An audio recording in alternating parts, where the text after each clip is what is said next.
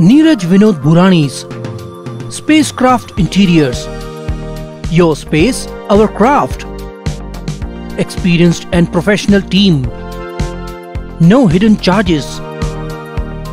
Luxurious designs. Follow us on Instagram. Spacecraft Interiors. Your space, our craft. उल्लास विकास को YouTube पर subscribe करें और bell icon को भी दबाएं। मुंबई उच्च न्यायालय ने कल्याण डोंबिवली महानगर पालिका को अगले 3 महीनों के भीतर 65 अवैध इमारतों को ध्वस्त करने का आदेश दिया है, जिन्होंने झूठे दस्तावेजों के आधार पर रेरा प्राधिकरण से निर्माण प्रमाण पत्र प्राप्त किया था। इसलिए इन अवैध इमारतों में रहने वाले 1000 नागरिकों पर बेघर होने का खतरा मंडरा रहा है। इस मामले में याचिकाकर्ता संदीप पाटिल ने दावा किया है कि महानगर पालिका सीमा के भीतर 65 इमारतों को नगर निगम से अनुमति मिली थी और बिल्डरों ने रेरा प्राधिकरण से निर्माण प्रमाण पत्र प्राप्त किया था। इस मामले का खुलासा पाटिल ने आरटीआई में किया था। इसके बाद उन्होंने इस मामले में हाईकोर्ट में याचिका दायर की। याचिका पर 19 नवंबर को सुनवाई हुई। इस सुनवाई के दौरान कोर्ट ने नगर निगम प्रशासन को आड़े हाथों लेते हुए कहा कि विधानसभा चुनाव के कारण पुलिस बंदोबस्त नहीं होने के कारण कोई कार्रवाई नहीं हो सकी। पुलिस की मौजूदगी मिलते ही कार्रवाई की जाएगी। कोर्ट ने इन 65 अवैध इमारतों को अगले 3 महीनों में गिराने का आदेश दिया है। केडीएमसी ने पहले 17 इमारतों पर कार्रवाई की थी, लेकिन 48 इमारतों पर कोई कार्रवाई नहीं की गई है। कुछ इमारतों में नागरिक रहते हैं, जिससे नागरिकों में डर है।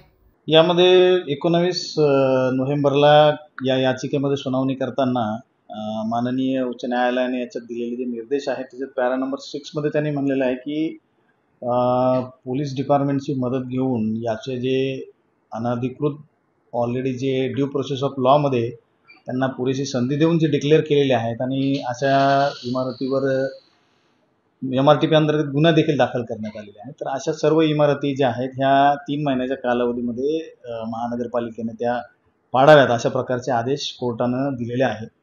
तर हे आदेश आता कोर्टाने दिलेले असल्यामुळे हे महापालिकेला ते इम्प्लिमेंट करावे लागणार आहे। तर त्या दृष्टीने महापालिकेची तयारी आता चालू आहे। यासाठी निश्चितच आम्ही समस्त त्या तिथे राहणारे रहिवासी आणि नागरिक आहेत त्यांना आमची विनंती आहे की माननीय उच्च न्यायालयाचा हा आदेश आहे आणि या आदेशात सर्वच यंत्रणेची जबाबदारी असते। त्याचबरोबर सुज्ञ नागरिकांची देखील ही जबाबदारी आहे की याबद्दल म्हणणं जे आहे आपलं ते उच्च न्यायालयाने जे काही ऐकून घेऊन त्याच्यावर आदेश पारित केलेले आहेत। तर असे आदेश इम्प्लिमेंट करणं ही अत्यंत महत्त्वाची बाब आहे। तर त्या दृष्टीनं सर्वांनी आम्हाला हे सहकार्य करावं आणि यासाठी निश्चितच आपल्याला जर काही उपायात्मक योजना करायच्या असतील तर आपल्याला इतरही रस्ते जे आहेत ते खुले आहेत, तर त्याप्रमाणे आपण मूव ऑन करू शकता।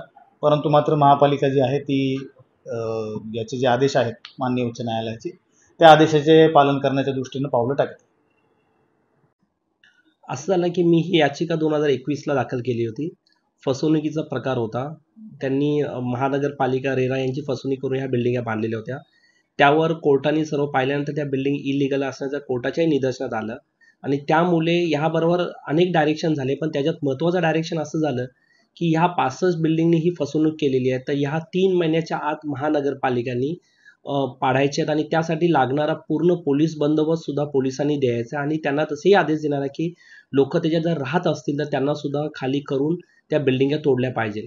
आणि या बाबतीत महानगरपालिकेने सुद्धा एक ॲफिडेव्हिट दाखल केलं ज्यामध्ये त्यांनी म्हटलेलं होतं की 65 मधल्या 4 बिल्डिंगा ज्या आहेत त्या MIDC मधल्या, एक MMRDच्या रिजनमध्ये आहेत आणि त्याच्यापैकी त्यांनी 6 बिल्डिंगा पाडल्या। 4 फक्त टेम्पररी त्यांनी कारवाई केलेली होती आणि 48 हे अजून पूर्ण पाडणं बाकी आहेत।